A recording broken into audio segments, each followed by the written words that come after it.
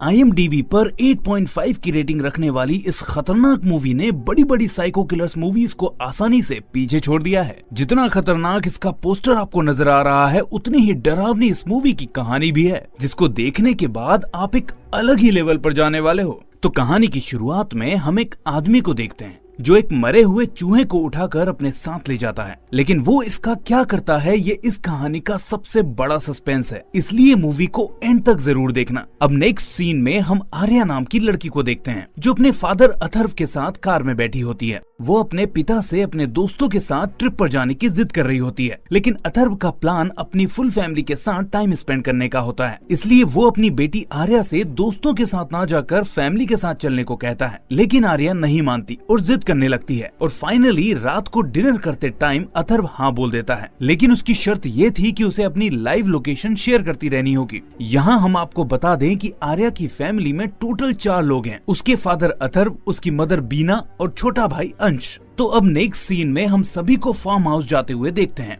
जहां वो सभी खाना खाने के लिए एक होटल पर रुकते हैं। यहां आर्या के सामने एक पराठा आता है जो कि काफी ऑयली होता है, जिसकी वजह से वो इसे खाने से मना कर देती है। फिर उन सभी को चाय पीने का मन करता है, तो उसका टोकन लेने के लिए अथर्व काउंटर पर जाता है, जहां वो शॉपकीपर उससे चेंज मांगता है जो कि अथर्व के पास नहीं थे। तभी वहां एक आदमी आता है और वो अथर्व को चेंज दे देता है, जिससे वो लोग चाय पी सके। अब अथर्व वापस आकर अपनी टेबल पर बैठता है, तभी वो आदमी भी पीछे से उनकी टेबल पर आ जाता है और उनको ज्वाइन कर लेता है। क्योंकि उसने अथर्व को चेंज दिया था तो अथर्व भी नॉर्मली उसे अलाउ कर देता है। अब उन सभी में बातें होने लगती हैं। तभी वो आदमी आर्या से पूछता है कि वो खाना क्यों नहीं खा रही, जिस पर वो बताती है कि वो पराठा काफी ऑयली है जो उसे पसंद नहीं है। इस पर वो आदमी कहता है कि तुम चाहो तो वो ऑयली पराठा खा लो या फिर ये शुगर के 2 दाने खा लो। वो इस बात को थोड़ा हंसी मजाक करते हुए कहता है, तो मजाक मजाक में भी आर्या भी शुगर के वो 2 दाने खा लेती है। फिर बातचीत होने लगती है और अब वो आदमी आर्या को अब वो पराठा खाने को बोलता है, लेकिन इस बार आर्या बिना कुछ बोले उस पराठे को खाकर पूरा फिनिश कर देती है। अब ये चीज थोड़ी अजीब थी, क्योंकि अभी तक वो पराठा आर्या के लिए बेकार था, लेकिन उस आदमी के कहने पर उसने उसे पूरा खत्म कर दिया। लेकिन इस बात पर अथर्व और बीना ज्यादा ध्यान नहीं देते। खैर, अब पूरी फैमिली वहाँ से उठकर जाने लगती है, तो अथर्व उस आदमी से उसका नाम पूछता है, तो वो आदमी अपना नाम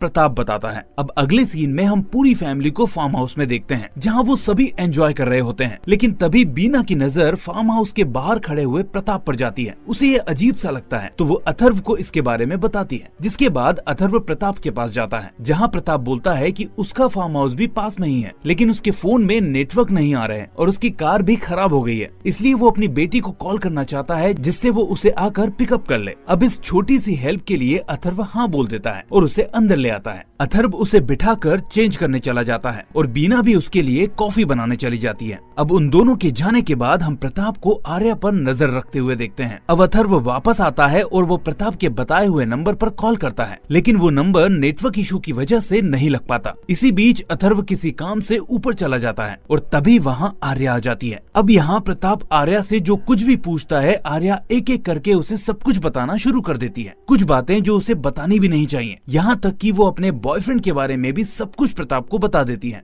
वहीं बाहर अंश बॉल से खेल रहा होता है, जिसकी बॉल बार बार आर्या के पास आ रही थी। तभी प्रताप आर्या से बोलता है कि वो अंश को जाकर एक थप्पड़ मारे, तो आर्या जाकर अंश को एक जोरदार थप्पड़ मारती है। इसके बाद उसे अफसोस भी होता है, लेकिन उसे समझ नहीं आ रहा था कि वो प्रताप की बातें क्यों मान रही है और उसके साथ ये सब क्या हो रहा है। तभी अथर्व और बीना आकर आर्या पर गुस्सा करते हैं। अब कहानी आगे बढ़ती है, जहां हम सभी को डिनर टेबल पर देखते हैं, लेकिन प्रताप अभी तक वहीं पर था। वो बीच बीच में जैसा आर्या को बोल रहा था वैसा ही आर्या कर रही थी। अब घर में एक अजीब सी सिचुएशन बनती जा रही थी। एक लड़की जो कभी भी अपने पेरेंट्स की बात नहीं मानती थी, वो प्रताप की हर बात को मान रही थी। अब अथर्व और बीना भी प्रताप से परेशान हो चुके थे, तो अब अथर्व प्रताप को घर से बाहर जाने को बोलता है, जिस पर प्रताप बोलता है कि वो यहाँ से नहीं जाएगा। अब अथर्व उसे धक्का देकर वहाँ से निकालने लगता है। तभी आर्या प्रताप के कहने पर अपने ही फादर के सामने आ जाती है और झगड़ने लगती है। साथ ही वो अपनी माँ से भी बदतमीजी करना शुरू कर देती है और दोनों को प्रताप से दूर रहने को कहती है। अब घर का माहौल बहुत खराब हो चुका था। अथर्व और बीना आर्या के इस बर्ताव से काफी शॉक में थे। तभी प्रताप के कहने पर आर्या चाय की पत्ती खाने लगती है। अब वो आर्या को एक साथ रोने और हंसने को बोलता है, तो ना चाहते हुए भी आर्या वही करने लगती है। जिसके बाद प्रताप आर्या को अपने फादर को एक जोरदार थप्पड़ मारने को कहता है तो आर्या उठकर एक जबरदस्त थप्पड़ अपने पिता को जड़ देती है। अब तक बीना समझ चुकी थी कि प्रताप ने आर्या पर वशीकरण कर दिया है और आर्या पूरी तरह से प्रताप के वश में आ चुकी है। आर्या भी बहुत दुखी थी पर वो कुछ नहीं कर सकती थी। अब यहाँ कहानी प्रताप के हाथों में आ जाती है और वो आर्या से कहकर पूरे घर के फोन्स को तुड़वा देता है और चैन से सोफे पर बैठ जाता है और आर्या को एक साइड बैठाकर पेरेंट्स को दूसरे साइड में बैठने को बोलता है। जिसके बाद अथर्व और बीना प्रताप के आगे गिड़गिड़ाने लगते हैं और कहते हैं कि वो आर्या को छोड़ दे, लेकिन प्रताप के दिमाग में कुछ और ही चल रहा था। वो सीधा इसके लिए मना कर देता है और कहता है कि उसे उनकी बेटी हर कीमत पर चाहिए और बेहतर ये होगा कि वो खुद अपनी बेटी को उसे सौंप दें और उसके साथ जाने दें, क्योंकि वो चाहे तो वैसे भी उसे लेकर यहाँ से जा सकता है, लेकिन फ्यूचर में जब उसे अपने पेरेंट्स की याद आएगी तो धीरे धीरे उसका वशीकरण कमजोर पड़ सकता है और वो ऐसा बिल्कुल नहीं चाहता। अब वो उन्हीं के सामने आर्या से अपने पैर दबाने को बोलता है तो आर्या ना चाहते हुए भी पैर दबाने लगती है। वो ये सब करना तो नहीं चाहती थी पर उसे लग रहा था जैसे उसके दिमाग को कोई रिमोटली हैंडल कर रहा है। जैसी कमांड उसे मिलती जा रही है उसका दिमाग उसे वही करने पर मजबूर कर रहा था। इधर पेरेंट्स आर्या को ले जाने वाली बात को सुनकर प्रताप के आगे भीख मांगने लगते हैं, लेकिन प्रताप पर इन सब का कोई फर्क नहीं पड़ता क्योंकि वो बहुत ही खतरनाक और जालिम था, जो आपको आगे खुद ही पता चल जाएगा। अब अपने पेरेंट्स को ऐसा देखकर आर्या भी रोने लगती है, लेकिन प्रताप के कहने पर वो रोना छोड़कर स्माइल देना शुरू कर देती है। अब पेरेंट्स का रो रो कर बुरा हाल हो चुका था और चीजें बद से बदतर होती जा रही थी, लेकिन प्रताप मुस्कुरा रहा था और वो मुस्कुराते हुए कहता है कि लोगों का उसके सामने ऐसे भीख मांगना उसे बहुत पसंद है, इससे उसे प्लेजर मिलता है। इसी बीच आर्या का छोटा भाई अंश वहाँ आ जाता है, जिसे अथर्व और बीना खींचकर जल्दी से अपने पास बैठा लेते हैं। तभी प्रताप आर्या को लात मारता है कि उसने पैर दबाना बंद क्यों किए। ऐसा देखकर अथर्व को बहुत तेज गुस्सा आता है और वो प्रताप को मारने लगता है। तभी प्रताप के कहने पर आर्या फिर से बीच में आ जाती है और इस बात पर प्रताप को बचाते हुए वो अपने भाई का सर फोड़ देती है। अब अंश को लेकर अथर्व और बीना एक रूम में चले जाते हैं, जहां अंश के सर में काफी गहरी चोट आई थी, जिसकी वजह से उसे हॉस्पिटल ले जाने की जरूरत थी। इसी बीच अथर्व को एक फोन मिलता है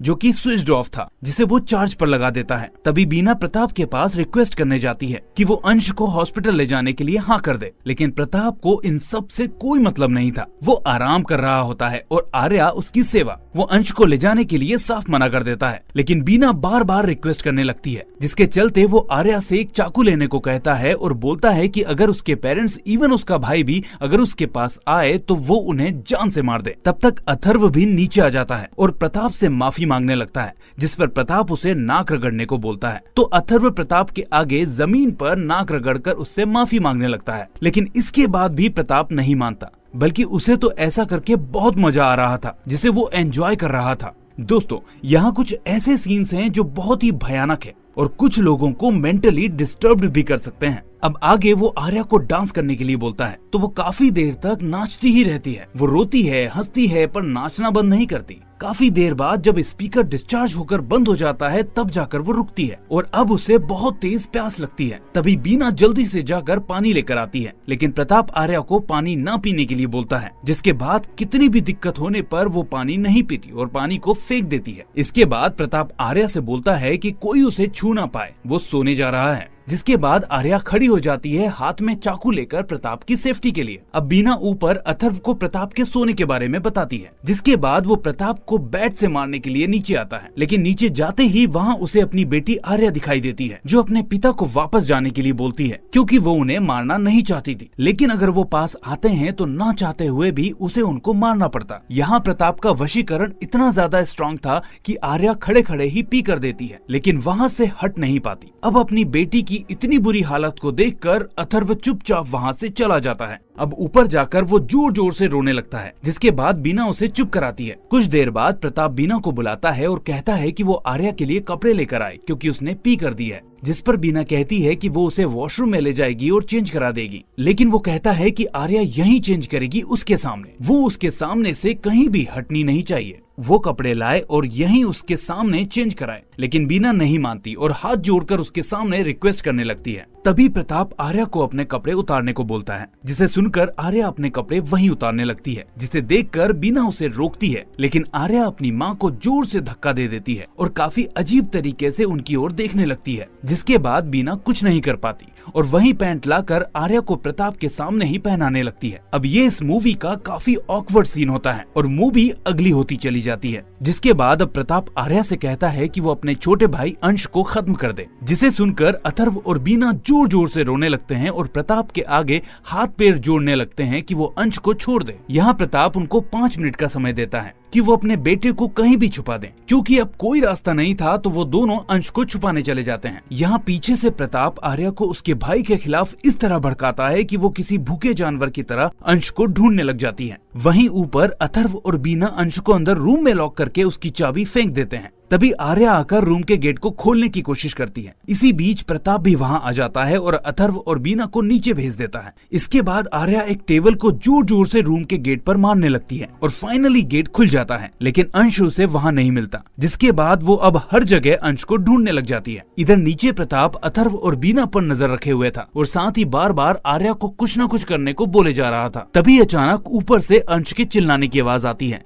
जिसे सुनकर आर्या उसके पीछे जाने लगती है और फाइनली वो उसे ढूंढ लेती है। और अब वो उसे मारने वाली होती ही है कि तभी बीना और अथर्व बीच में आ जाते हैं और उसे रोकने की बहुत कोशिश करते हैं, लेकिन वो नहीं मानती बल्कि उन्हें उल्टा मारकर घायल कर देती है। इधर अंश अपनी बहन से बहुत डर चुका होता है और डरकर वहां से भागने लगता है और भागते भागते घर की छत पर आ जाता है और वहीं उसके पीछे पीछे आर्या भी आ जाती है और उसे छत से नीचे फेंक देती है। जी हाँ दोस्तों, नीचे फेंक देती है। ये वशीकरण इतना ज्यादा मजबूत था कि वो प्रताप के हाथों की एक खतरनाक कठपुतली बन चुकी थी। अब अथर्व और बीना भागकर अंश के पास आते हैं, जहां उन्हें पता चलता है कि अंश में अभी भी जान बाकी है, जिसको देखकर वो प्रताप से अंश की जान की भीख मांगने लगते हैं और उसे हॉस्पिटल ले जाने को बोलते हैं। लेकिन यहाँ भी प्रताप एक ही बात बोलता है कि वो उन्हें जाने देगा। बस उन्हें आर्या के सामने एक लाइन बोलनी है कि वो खुद अपनी मर्जी से आर्या को प्रताप को सौंप रहे हैं। यहाँ अथर्व और बीना के पास कोई रास्ता नहीं था, इसलिए वो हाँ कर देते हैं और उन्हें ना चाहते हुए भी अपने एक बच्चे को बचाने के लिए अपने दूसरे बच्चे का बलिदान देना पड़ता है। और फाइनली प्रताप जीत जाता है और वहाँ से आर्या को लेकर जाने लगता है। अब एक तरफ बीना अंश को लेकर कार में हॉस्पिटल की तरफ निकलती है, तो वहीं दूसरी तरफ अथर्व मोबाइल के जरिए